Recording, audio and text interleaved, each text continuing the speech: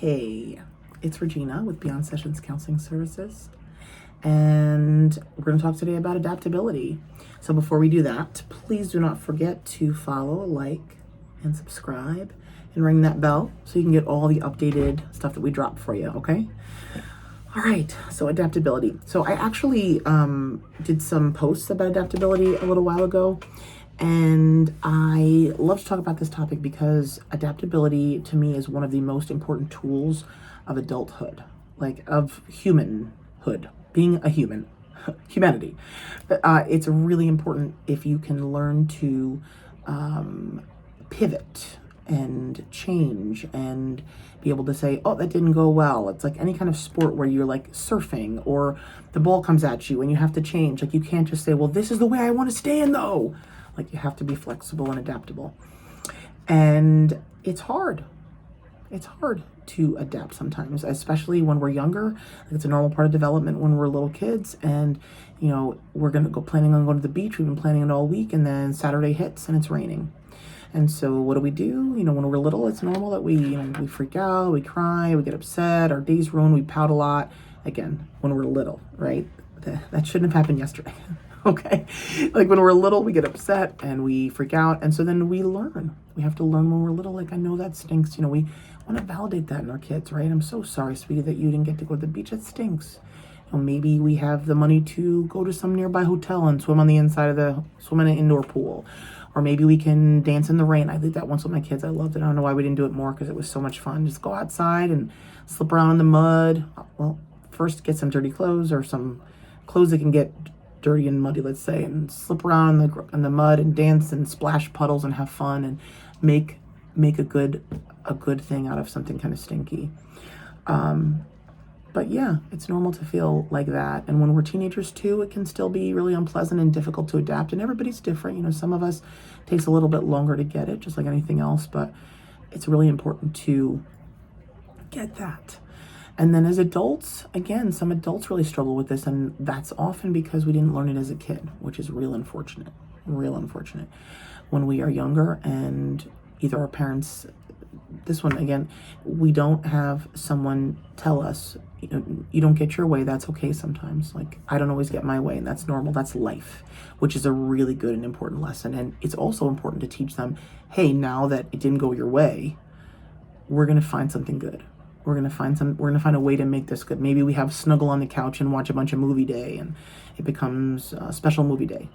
Or maybe there's so many things we could do. We could have a crafts. We could create something cool, again, out in the rain, do something fun, treasure hunt or something. We could find something to make it good. So that's really important to be able to adapt in that way. So what do I do with that? What's a good skill? Because I want to try to leave you guys each time with a skill so that you can practice adapting. So that's the first thing I would say is with adapting, the skill that I would want to leave you with today is reframing. Again, reframing is one of my favorite skills, tools, things that we do in counseling. I love the reframe. The reframe basically is when you take something that's thrown at you. Again, it's about adaptability, but it's all about like improv. And I love improv. Oh my gosh, I love improv dance, I love improv acting, I love improv anything. I just love improv. Something gets pitched at you and it sucks and you're like, oh, or you got bad cards. What do I do now? So let's say, again, the same example. You know, I wanted to go swimming today, wanted to go to the ocean, wanted to do something fun, whatever, blah, blah, that required being outside in the sun. We're having a picnic today, we're going to the amusement park and it's raining. So a reframe, that skill of reframing is to, how do I take that now and make it something better, right? So another thing I would think of is like, as an artist, you're making something, maybe a sculpture, and it's beautiful, and all of a sudden, like something happens and it goes and mushes where you didn't want it to mush. So how can I salvage that? So reframe to me is so beautiful because it feels like redemption. It feels like recycling, or that whole process of like taking something that was crappy and making it into something beautiful, which is just, to me, is just one of the most wonderful things. Because as human beings, we often feel like crap. We feel crappy. We feel like we're messed up, like we're unfixable. So that one skill of reframing, I think, can revolutionize our lives. How can I make this better? How can I, and the good thing about this skill is, again, it's not just something that you can use to reframe your life when, again, like something unfortunate happens, it didn't work out the way you wanted to, but even big things, when we have a really unfortunate diagnosis that comes up, or something happens in a relationship we didn't expect, or, so how can we take this and reframe it and say, how can I look at it? It's the glass is half full. How can I do it? And it's a skill, because I know you might say, well, you can't do that. That's not, it is possible. It's possible because you need to say now, okay, this really sucks. So it's kind of stepping back. How can I find a way to look at this and see a positive in it? And be creative. You could be as creative as you want, because eventually when you unlock that creative part of your brain and yourself and say, I can look at this a different way. I can make myself, and it doesn't mean like, okay, so your spouse is leaving and they want a divorce, and you say, okay, that's great, they suck anyway. I'm not saying make it up, but saying, okay, this is horrible. And if there's no way of fixing this, maybe the reframe is, you know what? I'm going to look at this as an opportunity for me to practice forgiveness. I'm going to look at this as an opportunity for me to work on myself. Because yeah, that person needs to work on themselves, but I can't work on them for them. I have to work on me. I can look at this as an opportunity to rebrand. How can I bring out the part of myself that maybe has been sleeping for a while? How can I look for an opportunity to do something new? Maybe I take a dance class, an art class.